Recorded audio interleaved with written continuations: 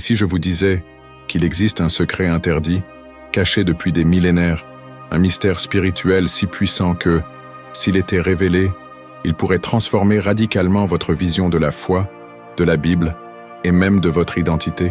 Et si la religion la plus ancienne et la plus profondément enracinée était délibérément effacée de l'histoire, précisément parce qu'elle détenait le pouvoir de libérer les esprits, les cœurs et les âmes? Vous êtes-vous déjà demandé pourquoi tant de traditions spirituelles noires ont été marginalisées, diabolisées, ou tout simplement effacées des livres d'histoire? Pourquoi celle originaire des terres d'Afrique, berceau de l'humanité, a-t-elle été qualifiée de païenne, de profane, tandis que d'autres traditions ont été érigées en sacrées, pures et vraies? Ce que vous allez entendre n'est pas courant. On ne l'enseigne pas dans les églises. On ne le retrouve pas dans les sermons conventionnels. Et on ne le trouvera certainement pas dans les manuels scolaires. Parce que c'était intentionnellement caché. Oui, intentionnellement effacé. Cette vidéo explore une voie spirituelle passée sous silence pendant des siècles, la religion noire ancestrale, celle-là même qui a influencé les civilisations, les prophètes, les rois et même les fondements spirituels de la Bible. Une foi profonde, liée à la nature, au cycle de la vie et aux mystères invisibles de l'existence, et qui a été persécutée, censurée et cachée par crainte de son impact. Et il ne s'agit pas de légendes ou de suppositions. Il s'agit de documents, de relevés archéologiques et de traces laissées dans des textes anciens qui montrent qu'avant le christianisme européen, avant les croisades et les conciles religieux, il existait un chemin sacré suivi par nos ancêtres africains. Un chemin de lumière, de force et de sagesse spirituelle. Mais pourquoi ce chemin était-il caché? Pourquoi, pendant des siècles, tout ce qui provenait de la spiritualité noire a-t-il été qualifié de sorcellerie, de magie et d'idolâtrie? La réponse est simple, le pouvoir. Quiconque contrôle la foi contrôle les masses. Il contrôle l'âme. Et contrôler l'âme, c'est dominer l'esprit de toute une civilisation. Avez-vous déjà entendu parler de la religion d'Ifa? Avez-vous déjà entendu parler de Maou, d'Olodumare, de Nzambi, ou des mystères de l'Égypte spirituelle? Cette Égypte si souvent mentionnée dans la Bible, mais qui a été réinterprétée et réduite à l'ombre d'elle-même. En réalité, de nombreux personnages et symboles bibliques ont de profondes racines africaines. Mais ces racines ont été brisées, brûlées et enterrées sous le poids de siècles d'oppression, de racisme et de domination culturelle. Dans cette vidéo, nous ouvrirons les yeux sur ce qui a été caché, nous aborderons des sujets autrefois tabous, révélerons des codes spirituels oubliés et mettrons en lumière la religion qui porte en son cœur l'ADN de la spiritualité originelle de l'humanité. Mais avant d'aller plus loin, je vous invite à réfléchir. Êtes-vous prêt à briser les chaînes de la manipulation spirituelle? Êtes-vous prêt à remettre en question tout ce qu'on vous a enseigné sur Dieu, la foi et l'identité? Êtes-vous prêt à voir au-delà du voile, au-delà des doctrines, et à entendre l'appel de vos origines spirituelles? Car ce qui vient ensuite pourrait vous bouleverser profondément. Cela pourrait faire surgir des questions que vous ne vous êtes jamais posées, et des réponses qui vous ont été cachées toute votre vie. C'est le moment. Le moment d'ouvrir les yeux et de faire face à ce qui a été interdit, caché, dissimulé pendant des millénaires. Et maintenant, cela sera enfin révélé. Et si tout cela vous fait repenser à tout ce que vous avez entendu sur la spiritualité, alors il est temps d'agir. Avant de poursuivre ce voyage profond, j'aimerais vous demander une chose simple, mais extrêmement importante. Aimez ce contenu s'il vous a touché. Un « j'aime » n'est pas qu'un simple bouton. C'est le carburant qui permet à ce type de message d'atteindre ceux qui, comme vous, recherchent la vérité cachée. Et surtout, écrivez dans les commentaires ci-dessous ce que vous ressentez après avoir entendu cela. Avez-vous déjà soupçonné qu'il y avait quelque chose de plus profond derrière la foi qui nous a été enseignée? Avez-vous déjà ressenti ce besoin silencieux de réponses plus profondes? Partagez-le ci-dessous. Votre opinion est un élément essentiel de cette conversation. Cet espace est une communauté de chercheurs, et votre voix compte aussi. Et bien sûr, abonnez-vous à la chaîne dès maintenant, car ce qui suit vous ouvrira encore plus les yeux. Ce n'est que le début. Il reste encore beaucoup à révéler, à exposer, à exhumer des couches de silence qui nous ont été imposées. Activez également la cloche. Ainsi, Vous ne manquerez aucune vidéo de cette série qui vous reconnectera à vos racines spirituelles et à l'histoire qui a été volée à votre peuple. Maintenant, respirez profondément, car dans la section suivante, la vérité commence à faire mal et en même temps, à libérer. Êtes-vous toujours là? Super. Parce que maintenant, tout prend sens. Cette conversation ne porte pas seulement sur l'histoire ancienne ou les théories spirituelles. Elle parle de vous, de nous, d'identité. Ce qui a été caché pendant des millénaires n'est pas seulement une religion. C'est une vérité qui vibre dans les veines d'un peuple. Une spiritualité noire, ancestrale et profonde, qui a été stratégiquement effacée, violemment réduite au silence, et enfouie sous les couches d'un récit dominant qui décidait de ce qui était sacré et de ce qui devait être oublié. Oui, ce que vous découvrirez ici, c'est qu'il existait, et existe toujours, une foi noire ancestrale, antérieure à de nombreux systèmes religieux qui dominent le monde aujourd'hui. Une foi liée à la nature, aux éléments, au cycle de la vie, à l'équilibre entre le corps, l'âme et l'esprit. Une spiritualité qui honorait les ancêtres, comprenait les signes de l'univers et savait communiquer avec l'invisible de manière organique, sans intermédiaire, sans temple de pierre, sans dogmes étouffants. Mais pourquoi l'a-t-on cachée? La réponse est d'une simplicité douloureuse. Parce que cette foi libère, elle donne du pouvoir, elle redonne aux Noirs le rôle spirituel qui leur a été retiré. Elle révèle que bien avant la colonisation, avant l'européanisation de la Bible, avant la catéchèse forcée, un lien profond avec le divin existait déjà. Un lien qui, aujourd'hui encore, si l'on écoute attentivement, murmure dans ses racines. Les empires le savaient, les institutions religieuses le savaient, et elles savaient aussi que si cette spiritualité noire était reconnue comme légitime, comme source de sagesse, comme expression de vérité, alors tout ce qui reposait sur sa négation s'effondrerait. Par conséquent, le silence ne suffisait pas. Il fallait diaboliser, persécuter et déformer. Il fallait transformer les orishas en démons, les prêtres en sorciers, le savoir ancestral en superstition. Mais le temps est venu de briser ce cycle. Il est temps de faire ce qu'ils redoutèrent le plus, révéler ce qui était caché. Et c'est ce que nous allons faire dans cette vidéo. Nous vous montrerons comment cette foi noire ancestrale a été systématiquement réduite au silence. Nous révélerons les noms, les pratiques, les codes spirituels, les langues sacrées et les liens qui prouvent la présence vivante et puissante de cette spiritualité qui a survécu aux flammes de l'Inquisition, aux chaînes de l'esclavage et aux croisades de l'intolérance. Vous comprendrez que la Bible, aussi sacrée soit-elle, porte les stigmates de l'effacement culturel. Vous verrez comment des textes ont été effacés, comment des personnages noirs ont été blanchis, comment l'Égypte, terre africaine, est devenue un symbole de malédiction, alors qu'elle était en réalité un centre de sagesse spirituelle antique. Vous découvrirez également comment les pratiques spirituelles noires ont influencé d'autres religions à travers le monde et continuent de les influencer, quoique silencieusement, derrière les rituels que beaucoup pratiquent aujourd'hui, sans même savoir d'où ils viennent. Nous explorerons en profondeur des documents oubliés, des histoires passées sous silence et des prophéties effacées. Nous dévoilerons la vérité sur les livres qui n'ont pas été intégrés à la Bible, les codes, cachés dans les textes sacrés et les noms de dieux africains, remplacés par d'autres pour dissimuler les véritables origines de la foi. Vous comprendrez, par exemple, que la figure de Dieu, représentée par un vieil homme blanc à la longue barbe, est une invention très récente, et que dans plusieurs cultures africaines, antérieures au christianisme européen, Dieu était perçu comme une énergie vivante, non limitée à un corps ou une forme, mais habitant tout et chacun. Vous réaliserez que les orishas, les Nankisis, les vaudous, et tant d'autres noms n'étaient pas des esprits maléfiques, mais des forces naturelles divinisées représentant des aspects de la création. L'eau, le feu, le temps, le vent, la justice, la guérison. Et qui plus est, vous verrez comment tout cela est directement lié à la Bible. Oui, à la Bible elle-même, car, cachés entre les lignes, des fragments de ce savoir ancien subsistent. Et ce n'est pas un hasard.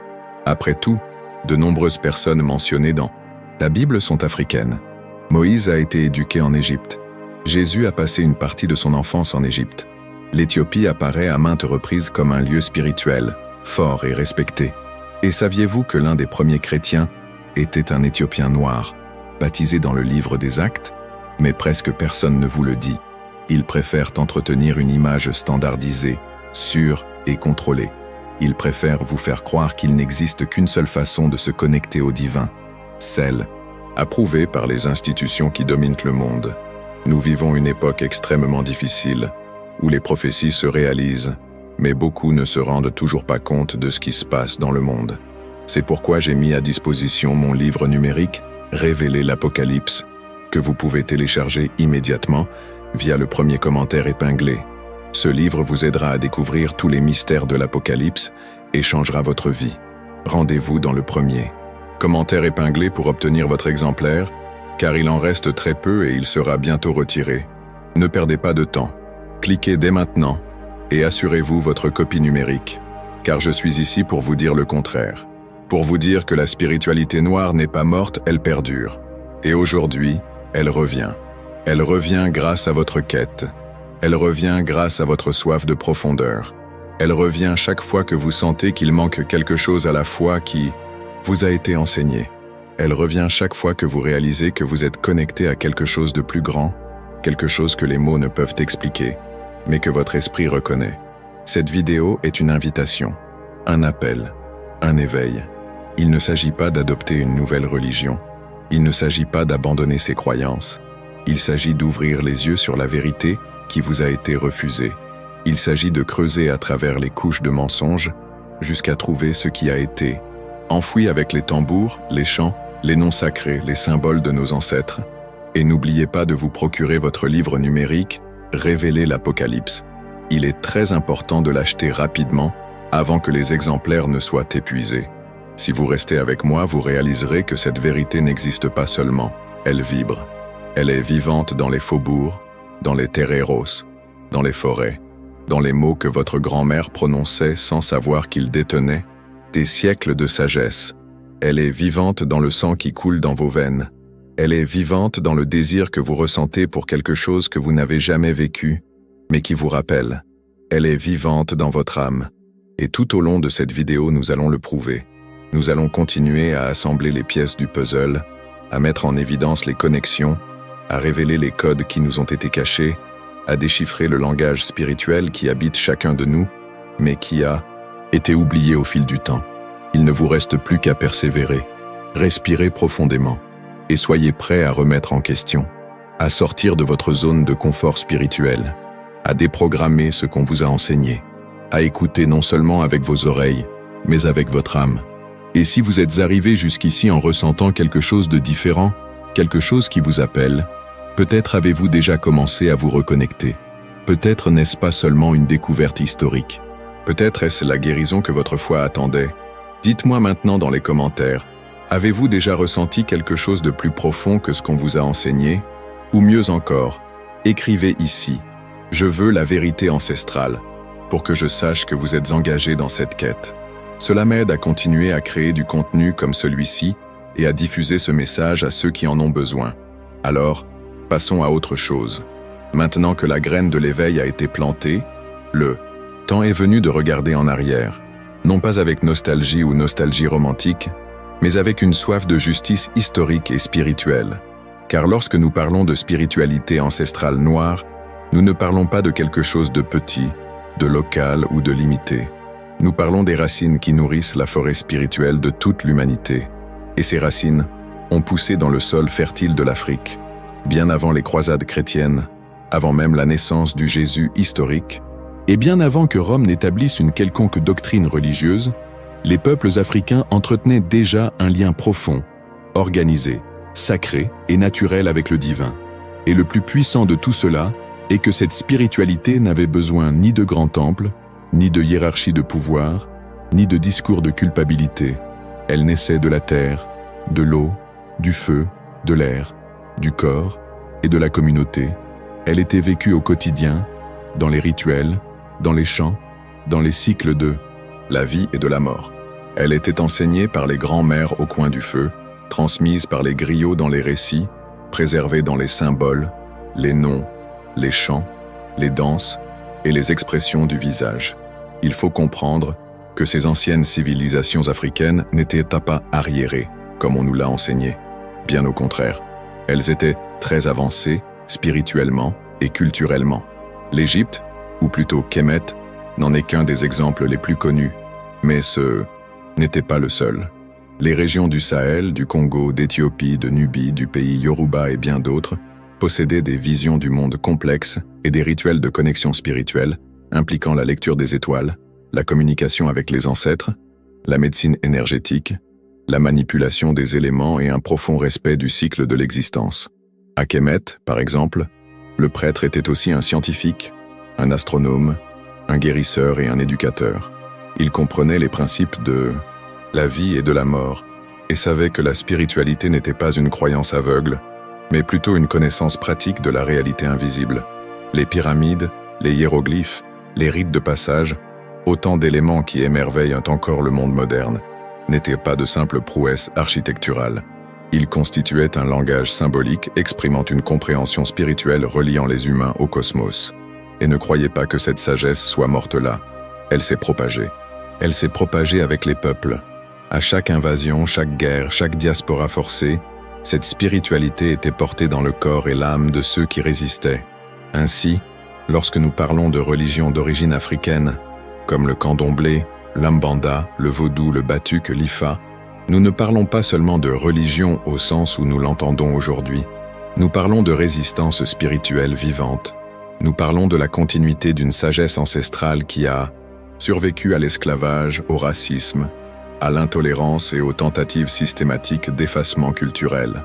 Cette spiritualité, contrairement à tant d'autres, ne séparait pas le sacré du quotidien.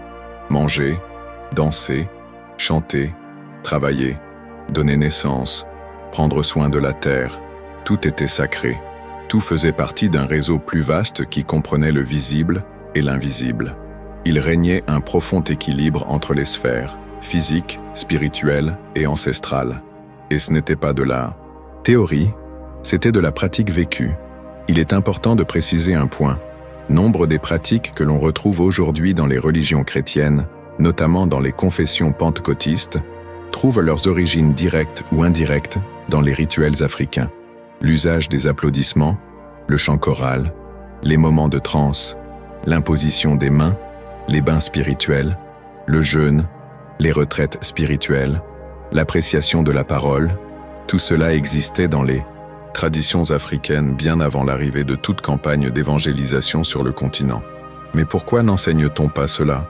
Pourquoi cette information n'est-elle pas diffusée dans les espaces religieux chrétiens ? Car l'admettre reviendrait à reconnaître que les Noirs ont non seulement contribué à la spiritualité mondiale, mais qu'ils sont à la base de nombreuses pratiques aujourd'hui considérées comme universelles. Et cela, malheureusement, effraie encore ceux qui profitent de l'idée d'une foi blanche, européenne et coloniale. Ce que je veux vous montrer, c'est que la religion noire ancestrale était, et est toujours, une source légitime de révélation spirituelle.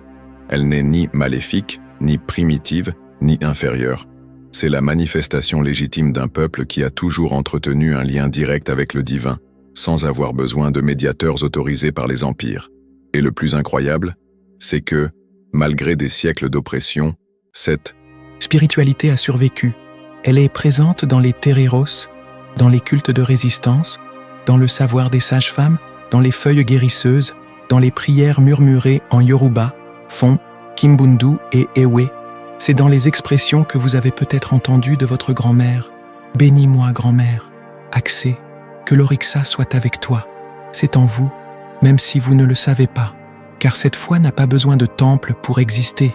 Elle vit dans le sang, dans la mémoire, dans la peau. Et en comprenant cela, vous commencerez à réaliser qu'une force vous attire vers l'intérieur. Un appel ancestral, une voix qui ne vient pas de l'extérieur, mais de votre propre esprit. Cette voix qui dit « Il y a plus que ce qu'on vous a dit, il y a une vérité qui vous appartient, et elle attend d'être rappelée. » Cette voix est la même qui m'a amené ici.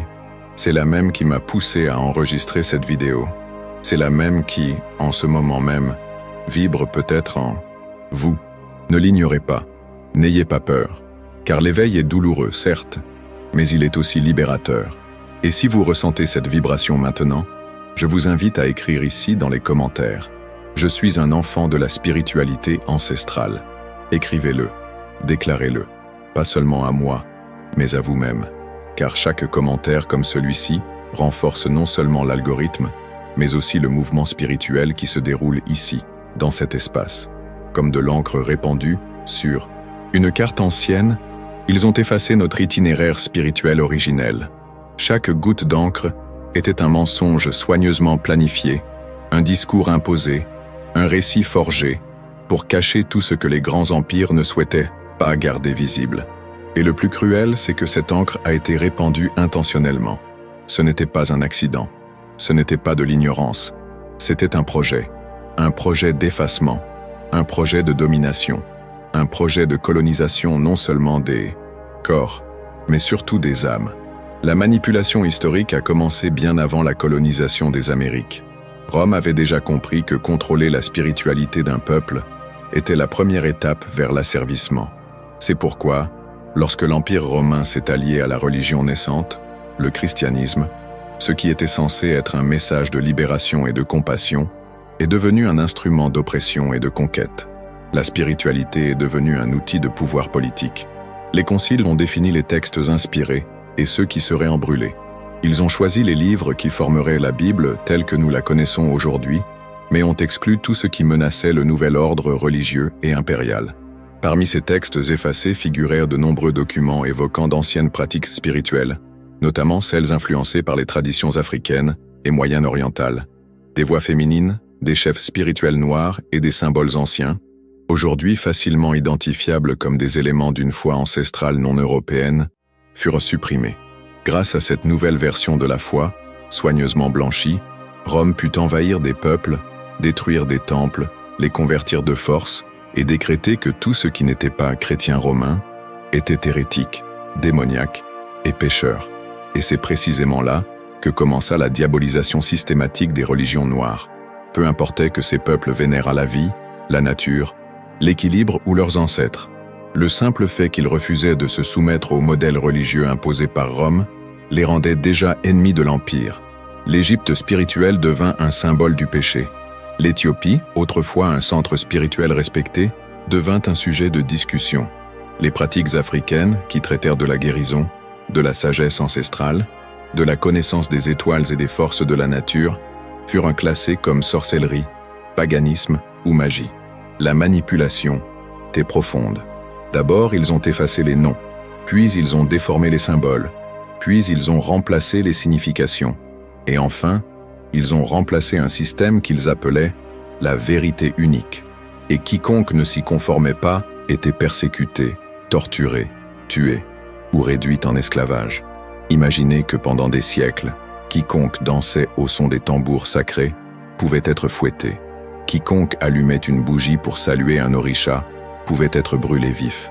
Quiconque portait un collier de perles à signification spirituelle pouvait être accusé de pacte avec le mal. Et pourquoi tout cela? Parce que ces pratiques étaient directement liées au divin, ne nécessitant ni temple, ni prêtre, ni autorisation impériale. C'était une spiritualité libre, vivante, vibrante, connectée à l'essence de l'être humain. Et c'était effrayant, car ceux qui sont spirituellement libres sont politiquement dangereux. Ainsi, au fil des siècles, cette encre a continué à se répandre sur la carte de nos ancêtres. Les Portugais, les Espagnols, les Français, les Anglais sont arrivés, chacun avec une croix dans une main et une épée dans l'autre. Sur les caravelles qui traversèrent l'océan, il n'y avait pas que des marchands et des soldats, il y avait des missionnaires. Et avec la catéchèse est venu l'ordre. Convertissez-vous ou mourrez. Baptisez ou soyez stigmatisés comme un ennemi. Adoptez la foi blanche ou soyez considérés comme indignes du salut. En Afrique, de nombreux royaumes résistèrent. Mais, peu à peu, ils furent assiégés. Les écoles spirituelles furent détruites. Les prêtres furent tués. Les symboles furent interdits. Ainsi, telle une épaisse couche d'encre sur le parchemin de l'histoire, notre foi ancestrale fut tachée, masquée, rendue illisible. Non pas parce qu'elle était dénuée de valeur, mais précisément parce qu'elle en avait trop. Valeur spirituelle, valeur culturelle, valeur politique. Elle constituait une menace pour le système émergent. Puis vint l'esclavage. Et avec lui, le plus grand projet de déshumanisation spirituelle de l'histoire. Des gens furent arrachés à leurs terres, séparés de leur famille, contraints d'oublier leur nom, leur langue, leur Dieu. Mais même enchaînés, nos ancêtres savaient qui ils étaient. Ils savaient d'où ils venaient. Ils savaient ce qu'ils portaient. Ainsi, même sous le fouet, même sur les navires négriers, même dans les geôles et les quartiers esclavagistes, la spiritualité ancestrale a perduré, car elle est comme une graine. Elle peut être écrasée, enterrée, piétinée, mais avec le temps, elle germe à nouveau. Ils ont essayé de le cacher. Ils ont essayé de ridiculiser, de criminaliser, d'isoler, mais ils n'ont pas réussi à tuer. Aujourd'hui, la preuve en est votre éveil, votre soif de comprendre ce qui a été passé sous silence. C'est dans cette vidéo que vous regardez. C'est à cet instant que vous commencez à comprendre que la foi qu'ils ont tenté d'effacer est précisément celle qui peut vous reconnecter à votre essence profonde. Comprenez bien, tout a été fait stratégiquement. Rien de tout cela n'était accidentel. Ce n'était pas seulement de l'oppression, c'était une manipulation de la conscience. C'était une reprogrammation. On nous a appris à craindre nos propres ancêtres, à considérer comme un démon ce qui, pendant des millénaires, était un chemin de lumière pour les nôtres. Et c'est l'une des plus grandes tragédies spirituelles de l'humanité. Convaincre un peuple que son propre miroir est maudit. Mais maintenant, l'encre commence à sécher. Et peu à peu, la carte originale se révèle à nouveau. Les traces anciennes réapparaissent. Et si vous y prêtez attention, vous comprendrez le chemin. Vous verrez que les traces de vos ancêtres sont toujours là. Suivez-les. Et si cette partie de la vidéo vous a touché de quelque manière que ce soit, si elle a éveillé en vous l'indignation consciente de quelqu'un qui sait qu'il doit récupérer ce qui lui a été volé, commentez ci-dessous. L'encre n'a pas effacé ma foi. Écrivez ceci, car chaque commentaire renforce ce message. Chaque mot écrit ici est une flamme ravivée. Maintenant que vous comprenez comment la spiritualité noire a été réduite au silence par la manipulation historique des empires, il nous faut approfondir encore davantage. Et c'est peut-être l'un des aspects les plus sensibles et en même temps les plus révélateurs de ce voyage. Le lien direct entre la Bible, le livre le plus lu, le plus traduit et le plus suivi au monde, et la spiritualité africaine ancestrale. Oui, la Bible. Le livre sacré que beaucoup utilisent pour justifier leur distanciation des traditions noires est, paradoxalement, l'un des plus grands témoignages que la présence africaine dans l'histoire spirituelle de l'humanité non seulement existe, mais est essentielle. Mais alors pourquoi personne n'en parle? Pourquoi n'avez-vous probablement jamais entendu à l'école, à l'église ou dans les sermons traditionnels que de nombreux personnages bibliques étaient noirs? Pourquoi occulte-t-il le fait que l'Éthiopie, mentionnée à plusieurs reprises dans les Écritures, fut l'un des premiers foyers de foi avant même la propagation du christianisme à Rome? La réponse est la même que celle que nous répétons ici. Effacer les traces de la spiritualité africaine était nécessaire pour construire une foi blanche, européanisée et standardisée. Et pour cela, de nombreux noms ont été blanchis, de nombreuses histoires racontées et de nombreuses images déformées. Mais aujourd'hui, le temps est venu de lever le voile. Commençons par Cush. Avez-vous déjà entendu ce nom? Cush était le fils de Cham, petit-fils de Noé, et selon le texte biblique, il était l'ancêtre direct de plusieurs nations africaines. Il a donné naissance aux peuples de Nubie, d'Éthiopie et du Soudan. Mais remarquez comme c'est subtil. Dans les versions modernes de la Bible, le nom Cush est souvent remplacé ou masqué. Dans certaines traductions, on utilise simplement Éthiopien, dans d'autres, homme du Sud. Ainsi peu à peu, le lien direct entre ces personnages et le continent africain s'efface. Maintenant, réfléchissez avec moi. Si Cush est un personnage central de la descendance biblique, pourquoi ne vous a-t-on jamais dit qu'il est un ancêtre direct d'une lignée noire? Pourquoi, au contraire, nous a-t-on présenté des portraits d'un Jésus européen, d'un Moïse blond et de disciples à la peau claire assis à de longues tables italiennes? Car en blanchissant les images, on crée une distance, on crée une déconnexion. On transmet le message, même silencieusement, que le sacré n'a pas notre visage. Et cela a un impact profond sur l'esprit. Mais la Bible ne se limite pas à Cush. On trouve le cas remarquable de l'eunuque éthiopien dans Actes, chapitre 8. Cet homme originaire d'Éthiopie, officier de la reine Candace, lut les Écritures sur son char et fut baptisé par Philippe. C'est hautement symbolique. Cela signifie que le christianisme, à ses débuts, trouva acceptation et foi dans le cœur d'un Africain. De plus, il étudiait les Écritures, avant même le baptême. Qu'est-ce que cela nous montre? Que la foi, la connaissance et la spiritualité étaient déjà vivantes en Afrique avant l'imposition de la religion européenne. Mais cela est passé sous silence. Peu de gens connaissent ce passage. Et ceux qui le connaissent réalisent rarement la profondeur de cette révélation, car il est inapproprié de souligner qu'un homme, noir, originaire d'Éthiopie, fut l'un des premiers à comprendre et à accepter le message spirituel de l'Évangile. Cela change tout. Cela ôte l'exclusivité du salut européen et montre que Dieu a toujours parlé aux Noirs. Toujours. Et qu'en est-il de Moïse, élevé en Égypte? La Bible affirme clairement qu'il fut éduqué dans toute la sagesse des Égyptiens. Or, l'Égypte, que beaucoup considèrent aujourd'hui comme moyen-orientale, était et a toujours été une terre africaine. La sagesse égyptienne est une sagesse noire. C'est une sagesse africaine ancestrale. Moïse fut instruit dans les temples, parmi les prêtres, au sein des codes spirituels d'une civilisation antique, celle-là même qui est aujourd'hui associée à l'idolâtrie, à l'occultisme et à l'erreur. Mais à cette époque, cette sagesse était respectée, profonde et hautement développée. Si Moïse a été façonné par cette connaissance, cela signifie que les fondements spirituels du peuple hébreu ont bel et bien puisé dans les hauts de la sagesse africaine. Et personne n'en parle, car l'admettre reviendrait à reconnaître que le christianisme n'est pas né isolément, mais plutôt lié à des traditions antérieures, notamment noires et spirituellement avancées. Un autre exemple frappant est celui de la reine de Saba. Femme noire puissante et influente, elle quitta le sud, probablement d'Éthiopie ou du Yémen, pour rendre visite au roi Salomon. Elle n'y alla pas pour voir des richesses ou des chevaux. Elle y alla en quête de sagesse spirituelle, et elle fut accueillie avec honneur. La Bible ne la condamne pas. Au contraire, elle la décrit avec admiration. Mais où est l'accent mis sur cet épisode dans les sermons courants? Pourquoi ne souligne-t-on pas qu'une femme noire était une source de sagesse et de respect dans l'un des récits les plus fréquemment cités de l'Ancien Testament? Car le schéma a toujours été le même.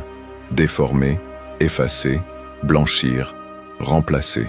Cette tactique de déconnexion est ancienne, mais vous avez désormais l'occasion de voir plus loin, de réaliser que la Bible, bien qu'utilisée pour opprimer, contient aussi des indices, des signes et des preuves que la spiritualité noire a toujours été présente.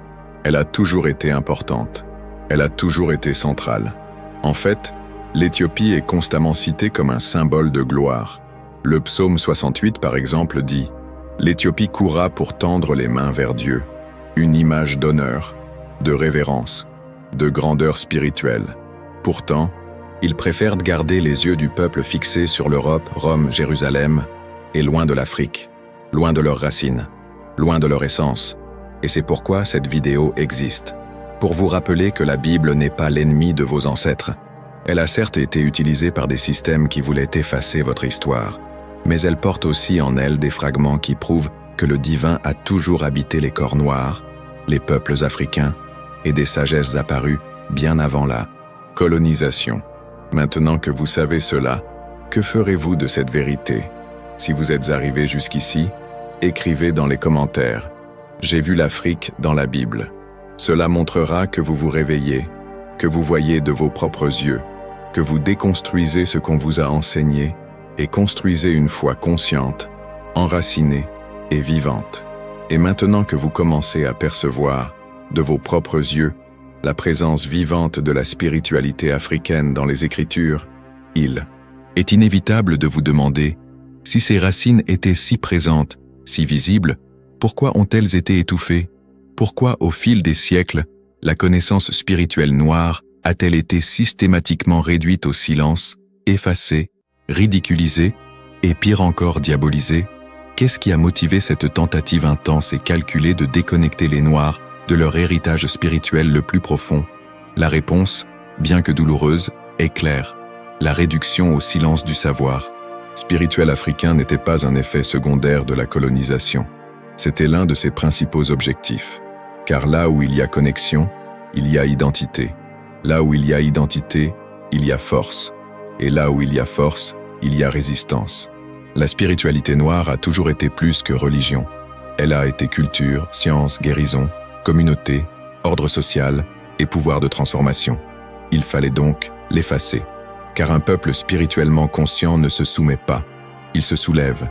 Imaginez un peuple qui, depuis des millénaires, savait interpréter les signes du ciel, guérir avec les feuilles, communiquer avec l'invisible et vénérer les cycles de la vie et de la mort comme sacrés.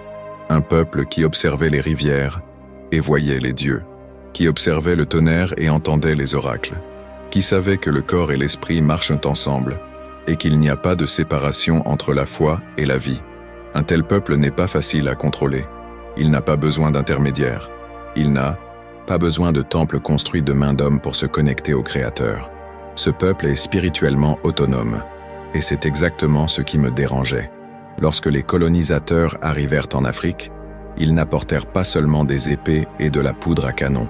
Ils apportèrent des bibles, des doctrines et des systèmes de croyances façonnés par les intérêts des empires. Des doctrines qui affirmaient qu'il n'y avait qu'un seul chemin vers Dieu, et que ce chemin nécessitait des baptêmes forcés, des noms européens, des confessions imposées et l'obéissance à une foi étrangère à l'âme africaine. La colonisation spirituelle fut sans aucun doute l'une des formes de domination les plus violentes, car elle n'emprisonne pas le corps, mais l'esprit. C'est ainsi que le savoir ancestral fut qualifié de païen.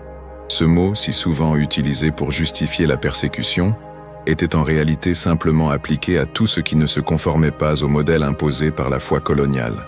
Païen devint synonyme de barbarie, d'ignorance et de mal.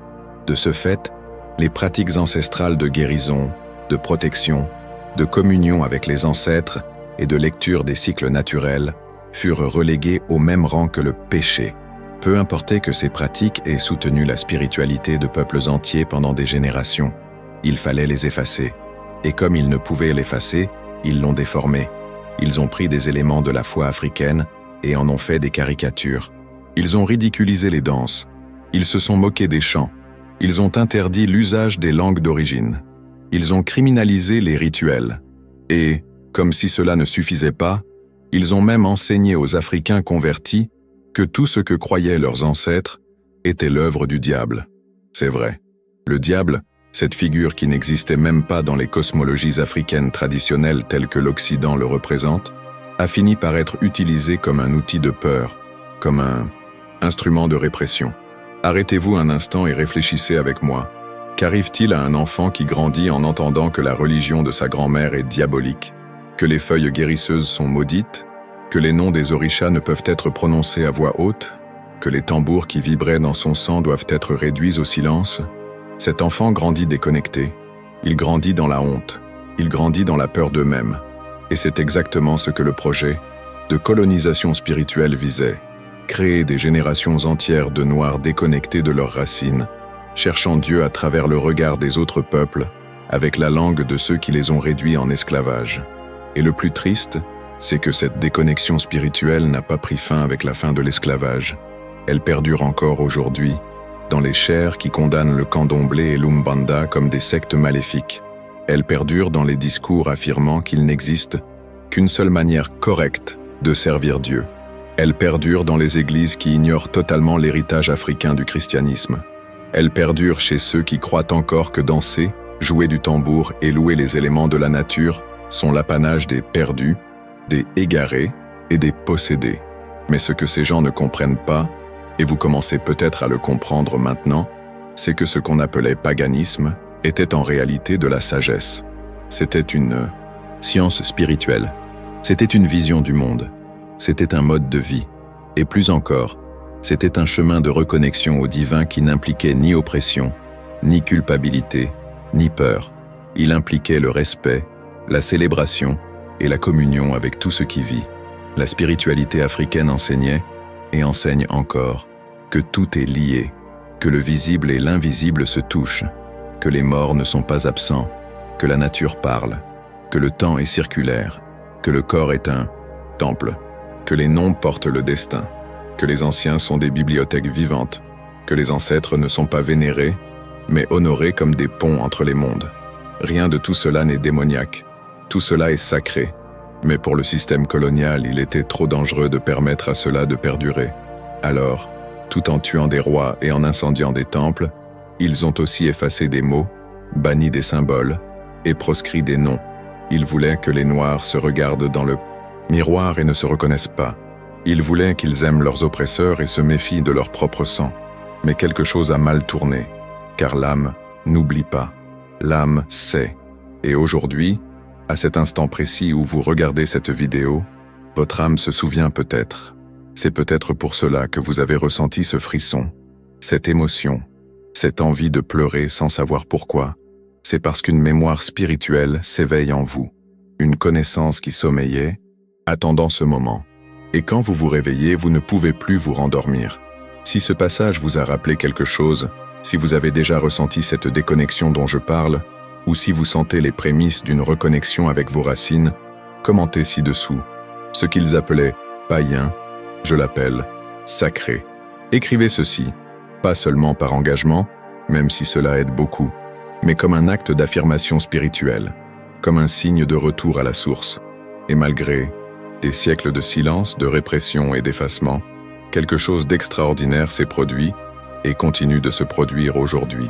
Les traditions spirituelles noires, celles-là même que les systèmes coloniaux et religieux ont déclarées interdites, païennes et maléfiques, ont survécu.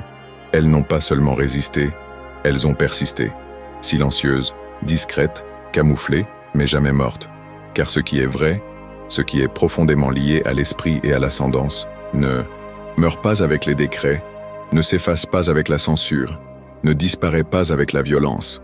Et c'est précisément à ce moment-là que vous comprendrez quelque chose d'encore plus profond. La spiritualité noire s'est cachée pour survivre. Elle s'est dissimulée dans les failles du quotidien, entre les lignes des rituels coloniaux, dans les mots apparemment simples prononcés par nos grands-mères, dans les chants berceurs, dans les mets, dans les danses, dans les pratiques transmises de génération en génération par la tradition orale. Car oui, la tradition orale a été l'un des meilleurs outils pour préserver la mémoire spirituelle de nos ancêtres. À une époque où rien ne pouvait s'écrire sans la permission des Blancs, le savoir se transmettait par la voix. Chaque mot, chaque geste, chaque histoire racontée au coin du feu ou murmurée dans les quartiers des esclaves était codée. C'était comme si, à chaque génération, un secret sacré était précieusement gardé dans le cœur de ceux qui savaient écouter avec leur esprit. C'est pourquoi les anciens étaient toujours si respectés, parce qu'ils étaient les gardiens de la mémoire, du sacré, de l'invisible. Et même sans livre, même sans temple, même sans liberté, cette spiritualité survivait entre les lignes du discours. Mais pas seulement en paroles, elle était aussi préservée dans des symboles cachés. Les Africains réduits en esclavage, interdits de pratiquer leur foi, commencèrent à recourir à des stratégies pour dissimuler leurs dieux. Au lieu de parler ouvertement de leurs orishas, de leurs Nkizis, de leurs vaudous, ils les associaient à des saints catholiques. C'était une tactique de survie. S'ils ne pouvaient pas vénérer Oxosi, ils disaient prier Saint Sébastien. S'ils ne pouvaient pas vénérer Yemanja, ils disaient prier Notre-Dame de la Conception. Ainsi, sous le regard distrait de leur maître, les rituels africains survécurent, déguisés, mais authentiques. Ce processus, connu sous le nom de syncrétisme, était en réalité un acte de profonde résistance spirituelle. Les Africains et leurs descendants n'adoptèrent pas une autre foi, ils utilisaient le langage de l'oppresseur pour préserver la leur. Ils savaient que derrière l'image européenne d'un saint catholique se cachait l'esprit ancestral africain qui les guidait, les fortifiait et les maintenait debout, même face aux coups, à la faim et à la perte. Et tout cela se répandait, principalement par le biais de rituels secrets. Oui, lors de nuits, silencieuses, dans des lieux retirés, cachés dans les bois, ou même au fond des maisons les plus modestes, la spiritualité noire était célébrée. On chantait, on jouait doucement du tambour, on faisait des offrandes en silence. C'était une liturgie invisible aux yeux de ceux qui ignoraient ce qui se passait, mais ceux qui y participaient savaient. Ils savaient qu'il y avait de la force là-dedans, qu'il y avait une continuité là-dedans, que là, les dieux et les ancêtres étaient présents, même sans permission. Et c'est ici qu'intervient un point essentiel de notre conversation. Cette préservation ne s'est pas limitée à l'Afrique. La spiritualité ancestrale a traversé l'Atlantique sur les navires négriers. Elle est arrivée avec les corps blessés. Elle s'est mêlée au sang versé. Elle s'est incrustée dans les cris silencieux. Et ici, dans les Amériques, elle a pris racine. Des racines qui continuent de prospérer. Au Brésil, par exemple, le candomblé est l'une des expressions les plus fortes de cet héritage spirituel préservé. Au milieu de tant d'oppression, une religion est née, qui porte les noms, les rituels, les chants, les tambours et les fondements de la foi africaine ancestrale. Il en va de même pour l'Umbanda, qui mêle des éléments africains, autochtones et chrétiens, formant une spiritualité hybride profondément ancrée dans la résistance culturelle. En Haïti, le vaudou est devenu non seulement une religion, mais une force révolutionnaire. C'est grâce au rituel vaudou que les Haïtiens réduits en esclavage ont organisé la seule révolution noire de l'histoire, aboutissant à la création d'un État indépendant. Ce n'était pas seulement une épée, c'était de la spiritualité, c'était la force des ancêtres, c'était un oracle, c'était un tambour, c'était un sort de libération. Dans les Caraïbes, à Cuba, naquit la Santeria, au Suriname, Winti, à Trinité et Tobago, Shango. Dans tous les coins des Amériques où la présence africaine était présente, la spiritualité noire perdura, et plus que de résister, elle porta ses fruits. Et même reléguée aux marges, dans la clandestinité et la criminalisation, elle ne cessa de vibrer, car elle est plus qu'une doctrine. C'est une respiration ancestrale, c'est un héritage spirituel vivant, c'est la mémoire du sacré dans la chair noire. Et ne croyez pas que tout cela appartient au passé. Aujourd'hui encore, des milliers de personnes vivent et expérimentent cette spiritualité dans les terreiros, au carrefour, près des cascades, dans les forêts, dans de simples maisons où résonne un tambour à tabac, où l'on chante une prière ancestrale, où un enfant apprend que leurs ancêtres n'étaient pas seulement esclaves. Ils étaient prêtres, rois, prophètes, gardiens de la sagesse du monde. Et même ceux qui ne fréquentent pas un terreiro aujourd'hui, même ceux qui n'ont jamais subi d'initiation, portent en eux les vestiges de ce pouvoir, dans leur façon de danser, dans leurs émotions, dans les larmes qui jaillissent au son du tambour, dans les mots qui s'échappent de leurs lèvres sans savoir pourquoi. La spiritualité ancestrale est dans le sang, et le sang parle. Si vous sentez que cela vous touche, que ces mots résonnent au plus profond de vous, commentez ci-dessous. Je suis l'héritier de la résistance spirituelle. Notez-le, enregistrez-le, car ce n'est pas seulement une vidéo, c'est un appel à l'action, c'est un renouveau. Et c'est précisément ici, à ce stade de notre parcours, que tout commence à se révéler encore plus clairement. Car après tout ce que vous avez entendu jusqu'à présent, la plus grande surprise reste peut-être à venir. La spiritualité noire n'a pas seulement résisté, elle a silencieusement, profondément, et puissamment infiltré les religions dominantes, en particulier le christianisme, tel qu'il est pratiqué aujourd'hui dans diverses régions du monde. Et le plus impressionnant, beaucoup ne s'en rendent pas compte.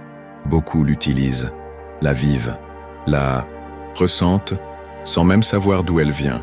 C'est comme si des fragments sacrés de l'ascendance noire s'étaient répandus comme des graines invisibles, plantées dans les cœurs, les gestes, les paroles, et les coutumes des communautés chrétiennes, surtout dans les banlieues, dans les églises des favelas, dans les célébrations pleines de corps et d'âme.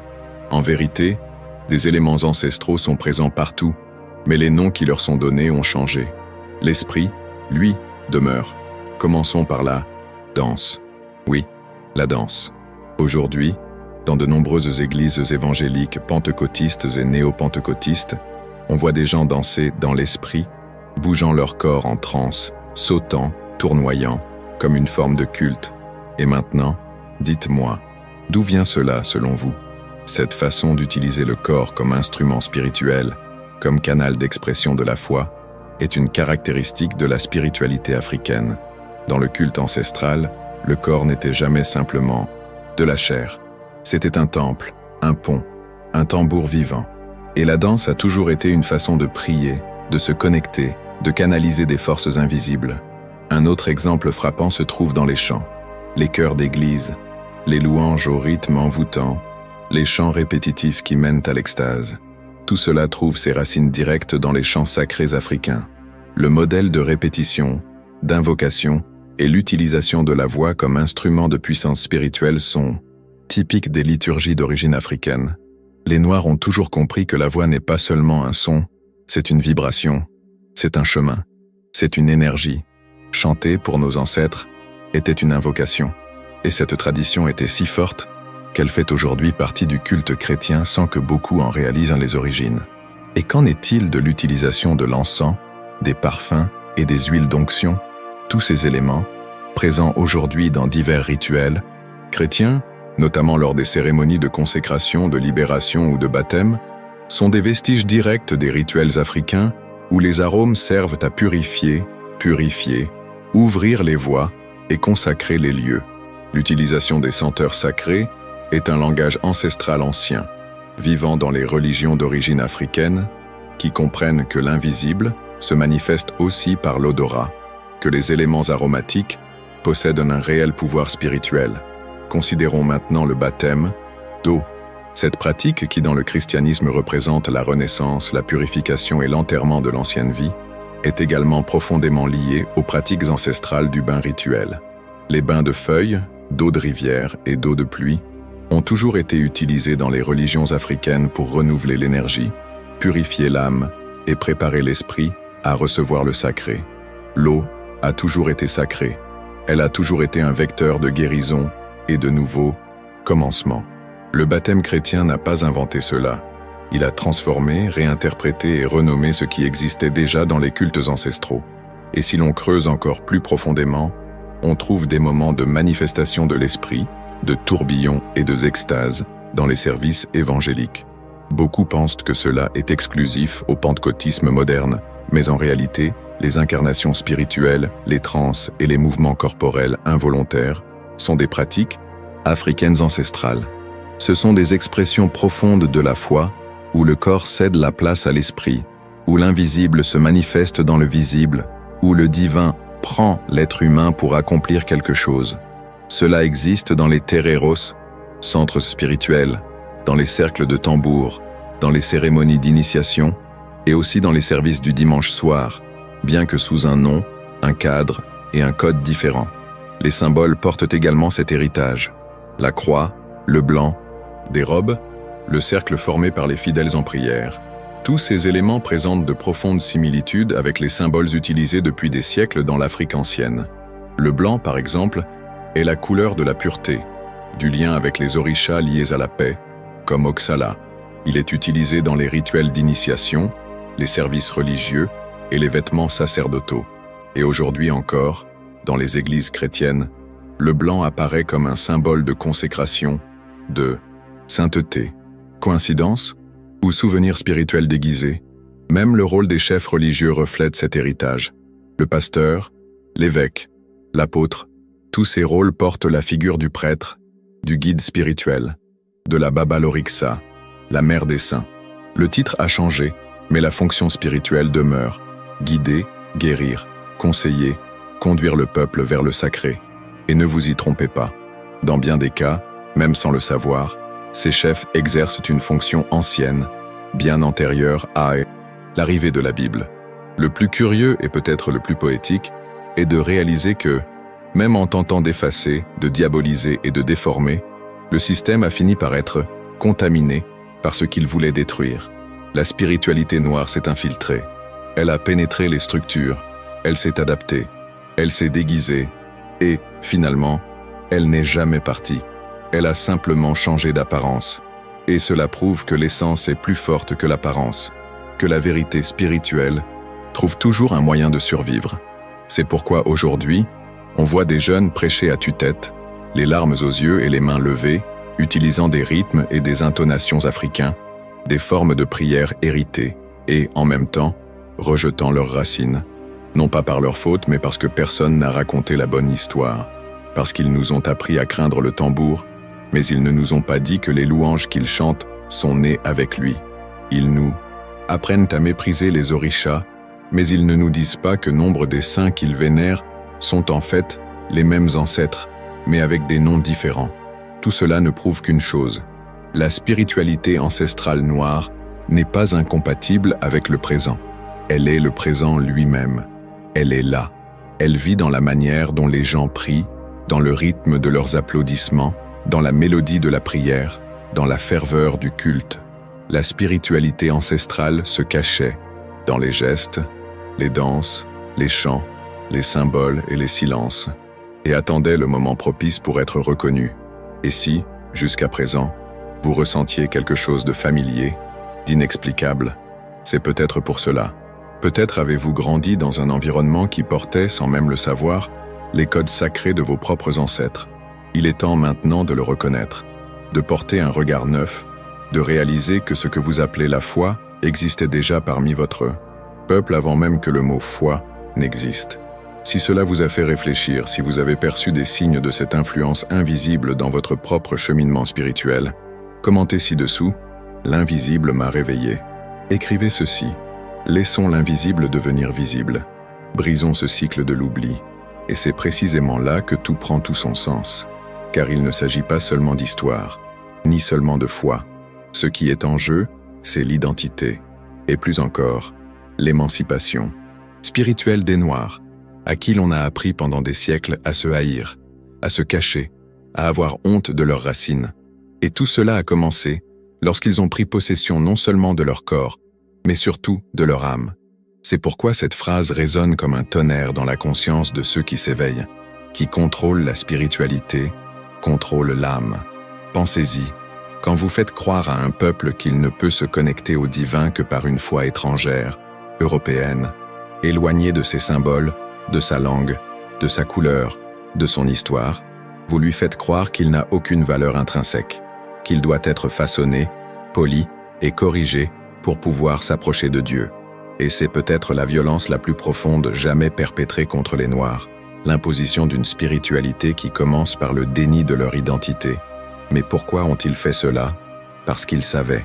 Ils savaient qu'un peuple qui se reconnaît spirituellement s'élève. Un peuple qui comprend que sa peau, sa danse, ses ancêtres, sa voix, son corps et son sang sont sacrés.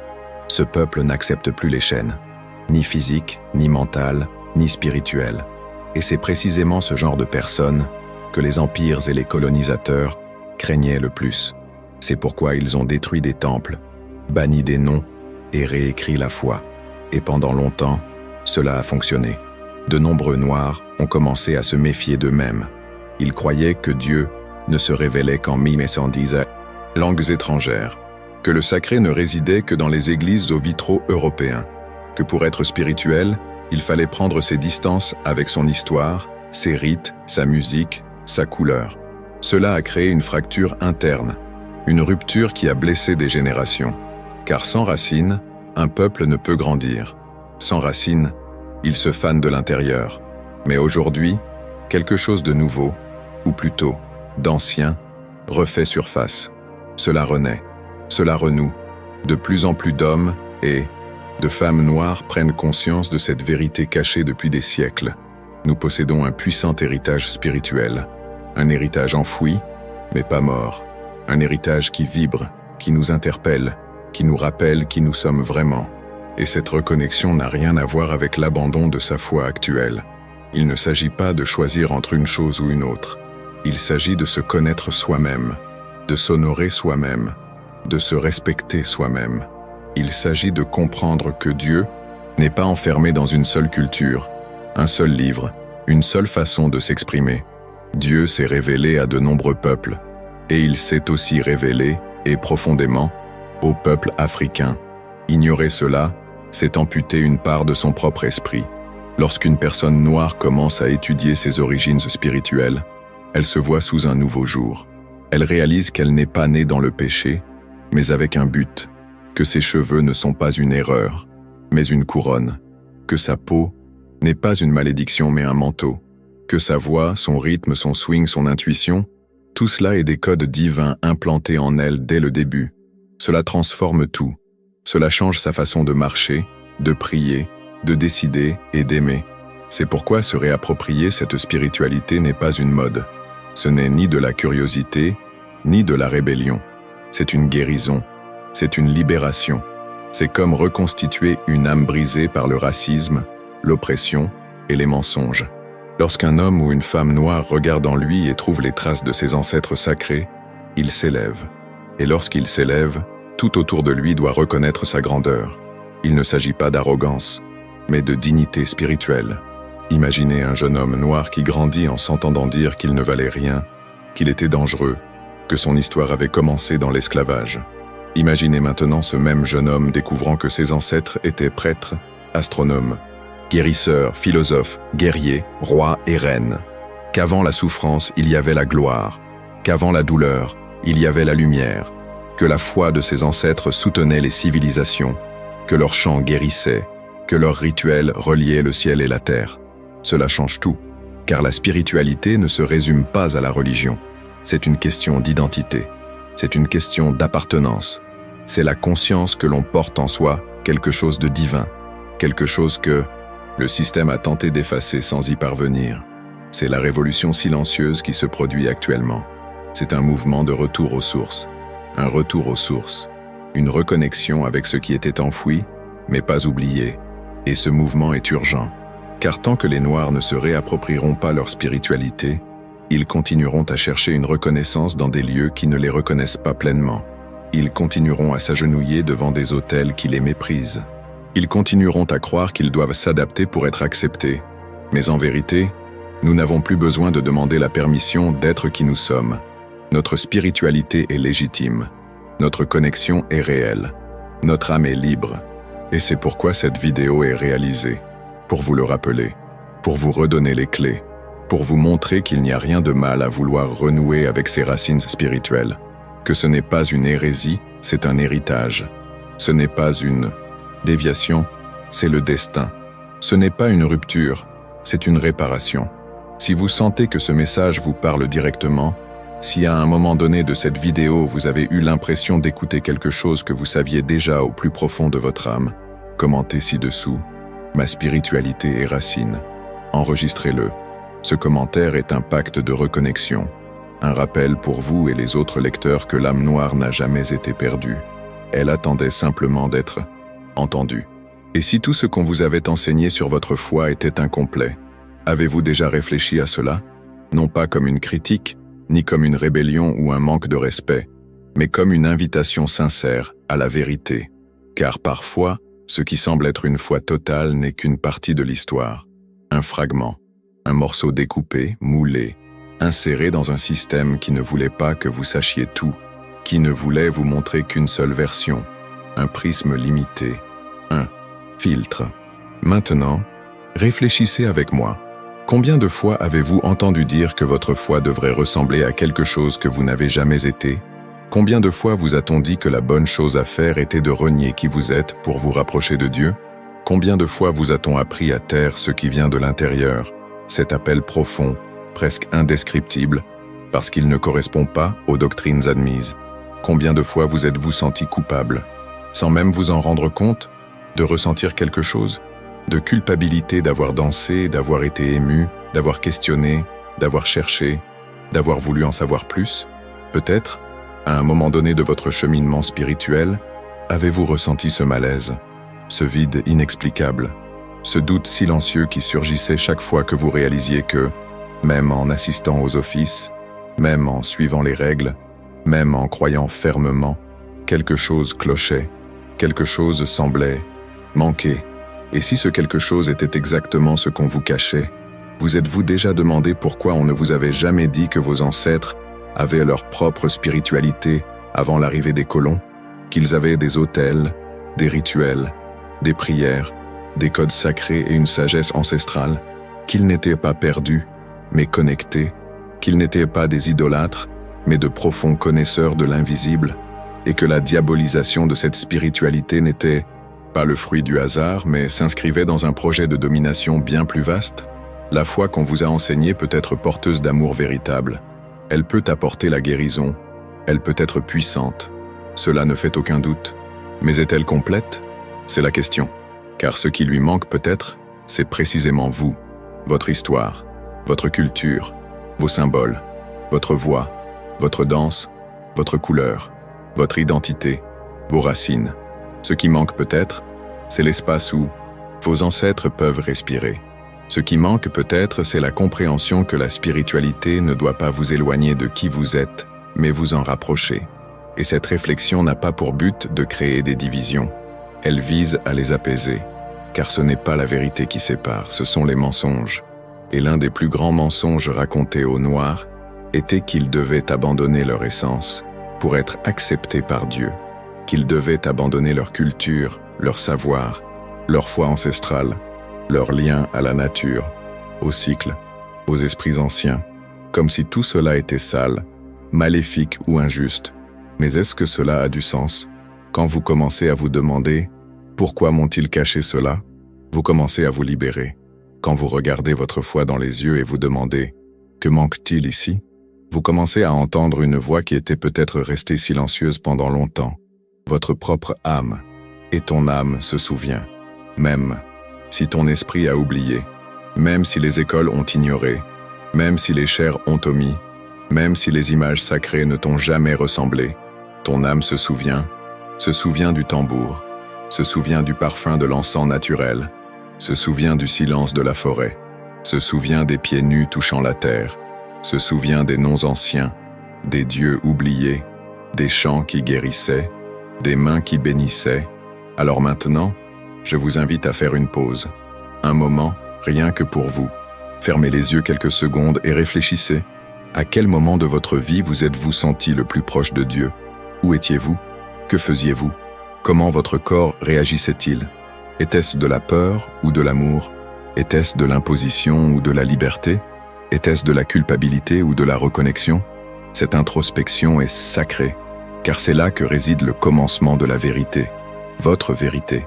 Et peut-être réaliserez-vous que ce qu'on vous a enseigné n'est pas faux, mais limité, et que le moment est venu de l'élargir, de faire place à une foi plus vaste, plus enracinée, plus vivante, une foi qui vous correspond parfaitement, à votre peau, à votre histoire, à vos ancêtres et à vos symboles. Vous n'avez plus à choisir entre être spirituel et être noir. Vous n'avez plus à cacher votre culture pour être accepté. Vous n'avez plus à nier ce qui vibre en vous, car le sacré a aussi votre visage. Il a votre corps, il a votre langage, il a vos rythmes.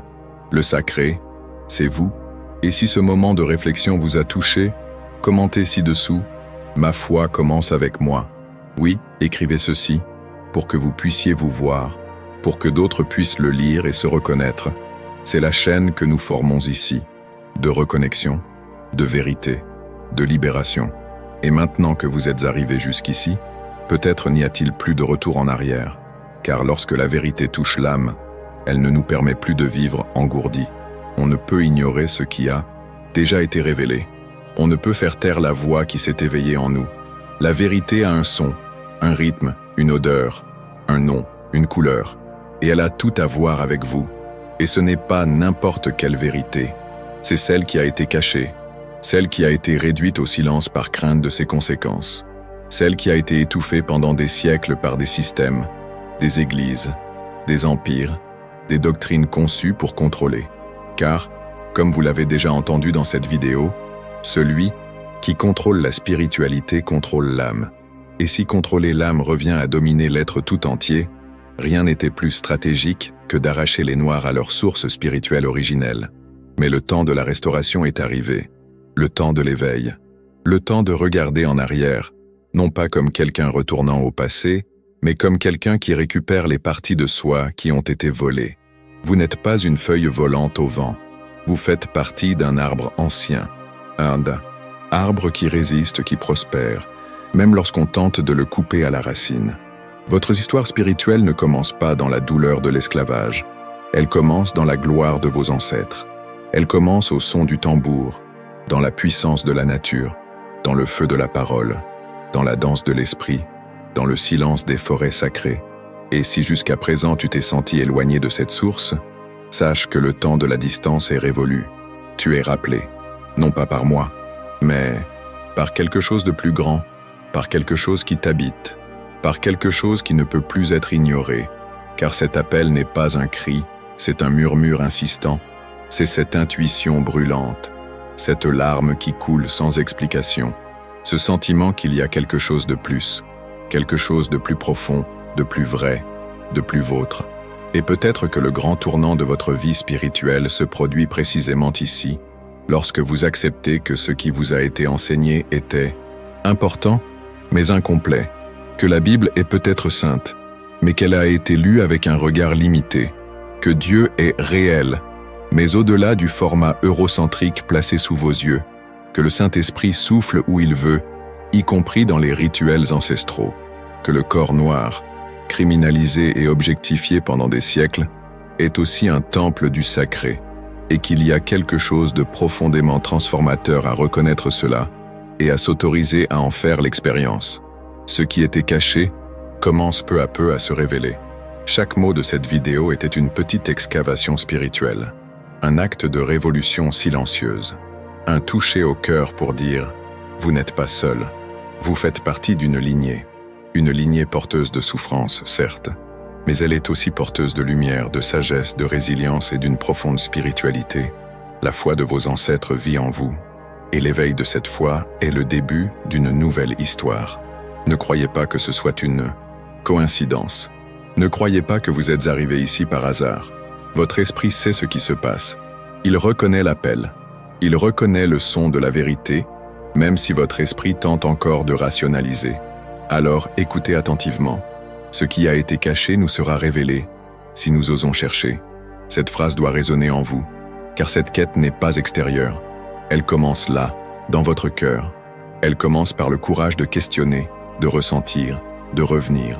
Elle commence par le désir profond de renouer avec votre propre essence spirituelle. Et maintenant, je voudrais vous lancer une invitation, du plus profond de mon âme au vôtre. Si ce message vous a touché, s'il vous a éveillé de quelque manière que ce soit, écrivez ici dans les commentaires « Je fais partie de l'éveil ». Laissez cette phrase dans les enregistrements de cette vidéo, pas seulement pour moi, mais pour vous-même, pour que vous n'oubliez jamais que c'est ce jour-là que la vérité a commencé à se manifester en vous. Si vous êtes arrivé jusqu'ici, c'est parce que quelque chose en vous a été touché, et cela en dit déjà long sur votre cheminement spirituel. Pour poursuivre cet éveil, abonnez-vous à la chaîne, car ici, nous révélons ce qui a été caché pendant des siècles, sans crainte, avec profondeur et vérité. Si vous êtes resté jusqu'à la fin, commentez ci-dessous « Je suis le gardien de la vérité ancestrale ». Écrivez-le dans les commentaires pour que je sache que vous êtes sur ce chemin ensemble et pour renforcer cette chaîne avec d'autres personnes qui, comme vous, s'éveillent en maintenant. Oh, et bien sûr, laissez un « j'aime ». Cela permettra à ce contenu de toucher davantage de personnes qui ont également besoin d'entendre cette vérité. Et ne partez pas tout de suite. Cliquez maintenant sur la vidéo qui apparaît sur votre écran, car elle s'inscrit dans la continuité de ce chemin et vous emmène encore plus profondément dans cette reconnexion spirituelle que le système a tenté d'effacer mais qui est désormais en voie de restauration. On se retrouve là-bas. On y va ensemble.